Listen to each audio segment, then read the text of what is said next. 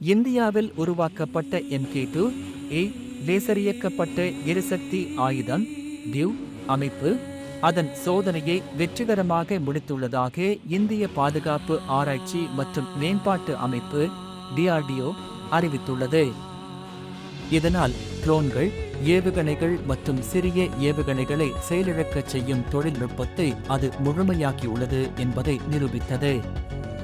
இதன் வெற்றியின் காரணமாக அதிக சக்தி வாய்ந்த லேசர் இயக்கப்பட்ட ஆற்றல் ஆயுத அமைப்புகளை கொண்ட சில நாடுகளில் இந்தியாவும் ஒன்றாக மாறியுள்ளது.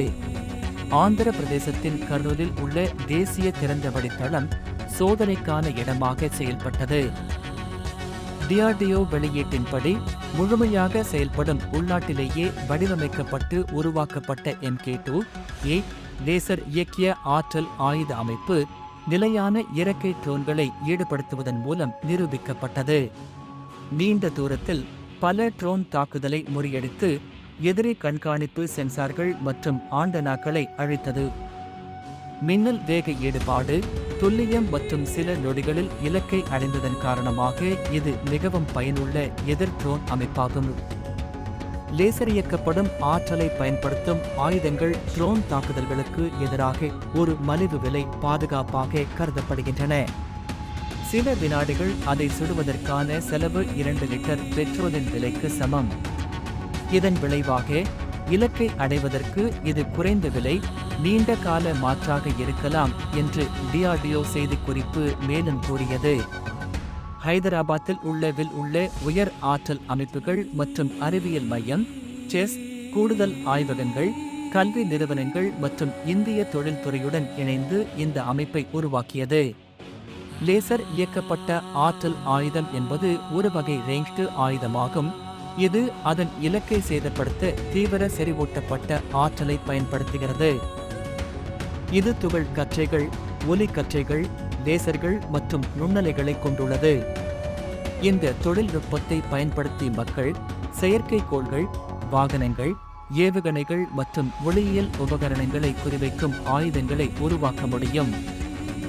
பாலிஸ்டிக் ஏவுகணைகள், ஹைப்பர்சோனிக் குரூஸ் ஏவுகணைகள் மற்றும் ஹைப்பர்சோனிக் சறுக்கு வாகனங்கள் ஆகியவற்றை எதிர்த்து போராடுவதற்காக அமெரிக்காவில் உள்ள ஏராளமான பாதுகாப்பு ஆய்வகங்கள் லேசர் இயக்கப்பட்ட ஆற்றல் ஆயுதங்களை ஆராய்ந்து வருகின்றன. அவற்றின் மகத்தான வீச்சு மற்றும் ஒளி வேகம் காரணமாக லேசர்களை விண்வெளி போரில் பயன்படுத்தலாம். அவற்றை இயக்க போதுமான ஆற்றல் இருக்கும் வரை லேசர் ஆயுதங்கள் வெடிமருந்து விநியோகம் தொடர்பான பல தளவாட சிக்கல்களை தீர்க்கும் ஆற்றலை கொண்டுள்ளன. அமெரிக்காவும் இஸ்ரேலும் ஏற்கனவே இந்த ஏவுகணை பாதுகாப்பு அமைப்புகளை செயல்படுத்தியுள்ளன. கூடுதலாக China, France, Germany, United Kingdom, Russia மற்றும் இந்தியா ஆகிய நாடுகள் இராணுவ தர லேசர் இயக்கும் ஆற்றல் ஆயுதங்களை உருவாக்கி வருகின்றன.